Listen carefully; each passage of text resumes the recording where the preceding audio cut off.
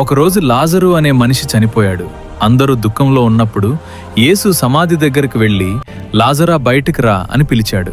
అప్పుడు చనిపోయిన లాజరు మళ్లీ బ్రతికి బయటకు వచ్చాడు. ఆ సంఘటనను చూసి జనాలు ఆశ్చర్యంతో నిలిచిపోయారు. కానీ కొందరు యేసును ద్వేషించారు. చివరకు ఆయనను పట్టుకొని సిలువుపై శిక్షించారు. గోల్గొదా కొండపై యేసు సిలువుపై వేలాడుతున్నప్పుడు ఆకాశం చీకటిగా మారింది. ప్రపంచానికి అదొక దుఃఖమైన రోజు. కానీ కథ అక్కడితో ముగియలేదు. 3 రోజుల తర్వాత యేసు సమాధి ఖాళీగా కనిపించింది. రాయి తొలగిపోయింది. మరణాన్ని జయించి యేసు మళ్లీ బ్రతికాడు. ఆ తర్వాత ఆయన తన శిష్యులకు మరియు అనేక మందికి ప్రత్యక్షమయ్యాడు. బైబిల్ ప్రకారం ఒకేసారి 500 మందికి పైగా ఆయనను చూశారు. ఈ సంఘటనలు కేవలం కథలు మాత్రమే కాదు. ఈ విషయాలు బైబిల్ గ్రంథాల్లో రాయబడి ఇప్పటికీ ప్రపంచం మొత్తం చదువుతోంది.